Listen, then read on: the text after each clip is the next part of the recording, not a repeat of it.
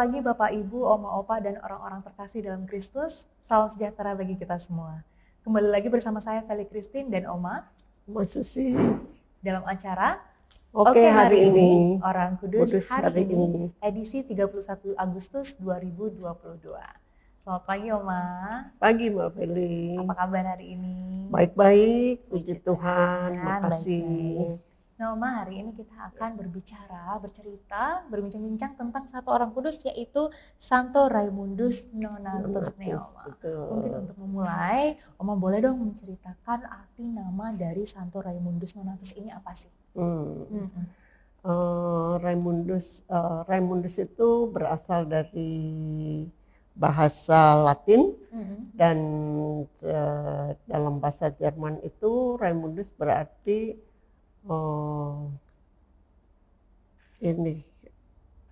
pelindung ya, yang bijaksana. Pelindung Okay. yang bijaksana.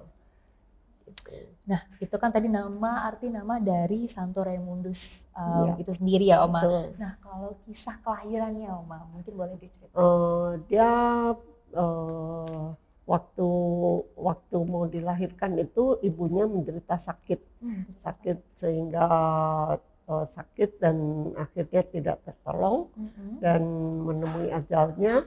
Tapi waktu itu Raimundus tetap dibantu kelahirannya dan ternyata dia bisa lahir dengan selamat.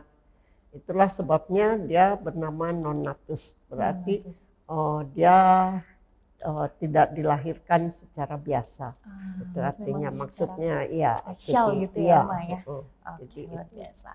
Nah, mungkin boleh diceritakan lebih lanjut, Oma, bagaimana sih latar belakang dari Santo Raimundus ini dan juga mungkin panggilan hidupnya itu seperti apa sih, Oma?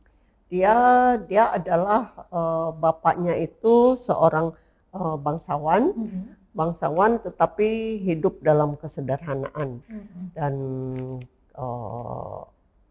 Raimundus ini berniat dari kecil dia akan hidup membiara, tapi bapaknya itu tidak setuju. Bapaknya tidak menghendaki dia ini, dia maunya kerja di pertanian, lahan pertanian milik mereka. Jadi bapaknya ingin jadi dia disuruh ke tempat lahan itu, ke pertanian itu. Nah, di dalam kesehariannya itu di lahan itu malah dia mempunyai banyak waktu untuk berdoa dan bermeditasi, sehingga itu malah memperkuat dia untuk untuk tekadnya itu untuk hidup membiara itu makin kuat gitu. Sehingga akhirnya ya ayahnya dengan terpaksa menyetujui dia untuk masuk ke biara. Berarti dia memang benar-benar berteguh dan bertekad ya sampai ayahnya itu luluh ya, Oma ya. Iya. Mungkin boleh diceritakan lebih lanjut, Oma, bagaimana sih setelah mendapat persetujuan dari ayahnya untuk hidup membiara, apa saja yang dilakukan, bagaimana hidup membiara dari Santo Raimundus ini? Akhirnya dia diterima di biara Marsedarian, itu di Barcelona. Marsedarian itu adalah sebuah tarekat yang didirikan oleh Santo Petrus Nolasco. Nah, itu misi mereka itu adalah untuk membebaskan para tawanan. Para tawanan waktu itu banyak tawanan dari mereka itu dan budak-budak Kristiani itu, karena mereka itu ditawan oleh para penguasa Muslim Nur di Afrika Utara. Jadi mereka banyak yang berdiam di situ. Karena ditawan itu ya. Iya. Dan itulah misi dari tarekat mereka itu, membebaskan tawanan itu. Oke. Berarti memang sudah memiliki misi dari awal ya, Oma ya. Betul. Nah, ketika Santo Raimundus ini menjadi imam, saya dengar perjalanannya itu nggak mulus ya, Oma ya. Iya. Pasti ada naik turun dan Feli dengan juga penderitaannya itu benar-benar bisa menyentuh hati gitu ya Ma ya. Mungkin bisa diceritakan lebih lanjut. Jadi dia sewaktu sesudah ditabiskan jadi imam itu dia mendapat tugas untuk membawa uang tebusan para tawanan itu. Berarti masih dalam misinya untuk menyelamatkan tawanan. Iya. Dia itu ke Tunisia. Dia ke Tunisia berhasil membebaskan 250 orang tawanan. Dan dari uang tebusan yang dia bawa itu ya.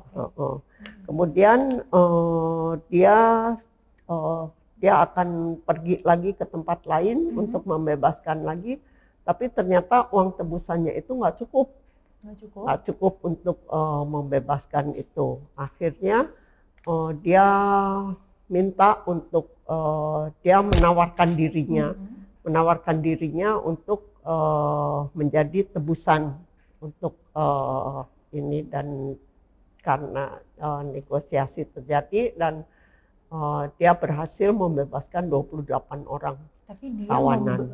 Menyerahkan diri seperti itu ya. Dia sendiri masuk menjadi tawanan di situ. Berarti dia menggantikan orang-orang tersebut untuk menjadi tawanan. Dan di dalam tawanan sejak dia menjadi tawanan itu banyak sekali terjadi siksaan. Dia disiksa, kemudian dia bagaimana keadaannya di dalam penjara itu kan banyak penderitaannya. Dan dia sementara itu dia tetap mewartakan Injil di dalam penjara itu. Dia tetap mewartakan Injil dan memberi semangat kepada para tawanan lain itu. Sehingga ada legenda dari sipir penjara itu malah dia tuh sampai dilubangi bibirnya dan untuk digembok supaya dia nggak banyak ngomong. Supaya dia nggak banyak ngomong itu dia tetap di ini, sehingga mulutnya itu digembok. Kebayang nggak tuh penderitaannya? Sakit banget pasti. Lalu apakah beliau bisa keluar dari penjara atau?